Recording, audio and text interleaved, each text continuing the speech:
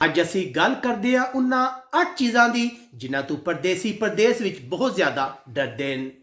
ਪਹਿਲੇ ਨੰਬਰ ਤੇ ਗੱਲ ਕਰਦੇ ਹਾਂ ਕਿ ਬਹੁਤ ਜ਼ਿਆਦਾ ਪਰਦੇਸੀ ਐਸੇ ਨੇ ਜਿਹੜੇ ਗਵਰਨਮੈਂਟ ਕੋਲੋਂ ਬੈਨੀਫਿਟ ਲੈ ਰਹੇ ਨੇ, ਲੇਕਿਨ ਇਹਦੇ ਨਾਲ ਉਹ ਗੈਰ ਕਾਨੂੰਨੀ ਤੌਰ ਤੇ ਕੁਝ ਘੰਟੇ ਕੰਮ ਵੀ ਕਰ ਰਹੇ ਨੇ। ਉਹ ਹਰ ਵੇਲੇ ਡਰਦੇ ਰਹਿੰਦੇ ਨੇ ਕਿ ਅਗਰ ਕਿਸੇ ਨੇ ਸ਼ਿਕਾਇਤ ਕਰ ਦਿੱਤੀ ਤਾਂ ਉਹਨਾਂ ਦੇ ਬੈਨੀਫਿਟ ਬੰਦ ਹੋ ਜਾਣਗੇ।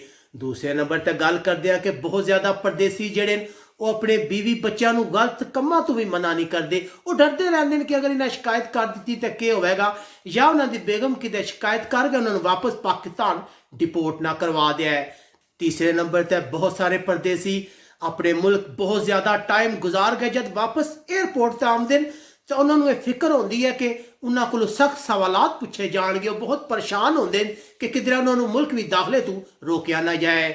ਨੰਬਰ 4, ਬਹੁਤ ਜ਼ਿਆਦਾ ਪਰਦੇਸੀ ਇਸ ਡਰਨੇ ਦੀ ਆਦਤ ਦੀ ਵਜ੍ਹਾ ਤੋਂ ਤਰੱਕੀ ਨਹੀਂ ਕਰ ਸਕਦੇ। ਉਹ ਕੋਈ ਵੀ ਛੋਟਾ ਮੋਟਾ ਕੰਮ ਸ਼ੁਰੂ ਕਰਦੇ ਨੇ ਤਾਂ 100 ਵਾਰ ਸੋਚਦੇ ਨੇ ਕਿ ਲੋਕ ਕੀ ਆਖਣਗੇ ਕਿ ਯਾਰ ਇਹ ਪਾਕਿਸਤਾਨ ਤੇ ਚੌਧਰੀ ਸੀ ਲੇਕਿਨ ਇਹਨੇ ਇੱਥੇ ਕੀ ਕੰਮ ਸ਼ੁਰੂ ਕਰ ਦਿੱਤਾ ਹੈ। ਨੰਬਰ 5, ਜਦੋਂ ਸਵੇਰ ਡਾਕੀਆ ਡਾਕ ਦੇ ਕੇ ਜਾਂਦਾ ਹੈ ਤੇ ਬਹੁਤ ਸਾਰੇ ਪਰਦੇਸੀ ਉਸ ਡਾਕ ਜਾਂ ਉਹਨਾਂ ਲੈਟਰਾਂ ਨੂੰ ਦੇਖ ਕੇ ਪਰੇਸ਼ਾਨ ਹੋ ਜਾਂਦੇ ਨੇ ਕਿ ਕਿਸ ਚੀਜ਼ ਦਾ ਬਿੱਲ ਆ ਗਿਆ, ਕਿਤੇ ਗੱਡੀ ਦਾ ਜੁਰਮਾਨਾ ਤੇ ਨਹੀਂ ਹੋ ਗਿਆ, ਮਕਾਨ ਦੀਆਂ ਕਿਸ਼ਤਾਂ 'ਚ ਇਜ਼ਾਫਾ ਤੇ ਨਹੀਂ ਹੋ ਗਿਆ, ਜਾਂ ਕੋਈ ਨਵਾਂ ਕੱਟਾ ਤੇ ਨਹੀਂ ਖੁੱਲ ਗਿਆ। ਇਸ ਡਾਕ ਨੂੰ ਦੇਖ ਕੇ ਵੀ ਪਰਦੇਸੀ ਬਹੁਤ ਜ਼ਿਆਦਾ ਡਰਦੇ ਨੇ।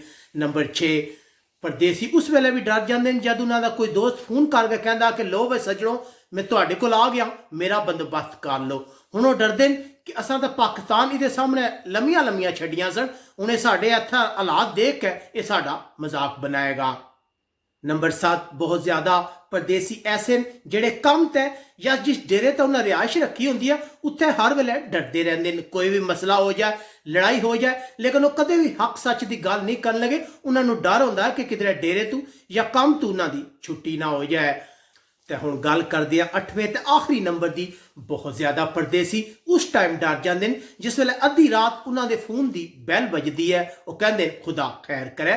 ਜਾਂ ਇਸ ਤੋਂ ਇਲਾਵਾ ਉਹ ਉਸ ਵੇਲੇ ਵੀ ਡਰ ਜਾਂਦੇ ਨੇ ਜਿਸ ਵੇਲੇ ਉਹਨਾਂ ਦੇ ਘਰ ਵਾਲੇ ਉਹਨਾਂ ਨੂੰ ਕਹਿੰਦੇ ਨੇ ਕਿ ਸਾਨੂੰ ਪੈਸਿਆਂ ਦੀ ਜ਼ਰੂਰਤ ਹੈ, ਅਸਾਂ ਤੇਰੇ ਕੋਲ ਮੰਗਣਾ ਤਾਂ ਨਹੀਂ ਸੀ ਲੇਕਿਨ ਬੜੀ ਮਜਬੂਰੀ ਹੈ। ਇਸ ਤੋਂ ਇਲਾਵਾ ਅਗਰ ਤੁਸੀਂ ਵੀ ਕੋਈ ਐਸੀ ਚੀਜ਼ ਜਾਣਦੇ ਹੋ ਜਿਸ ਤੋਂ ਪਰਦੇਸੀ ਡਰਦੇ ਨੇ ਤਾਂ ਸਾਨੂੰ ਕਮੈਂਟ ਕਰਕੇ ਲਾਜ਼ਮੀ ਦੱਸਿਓ।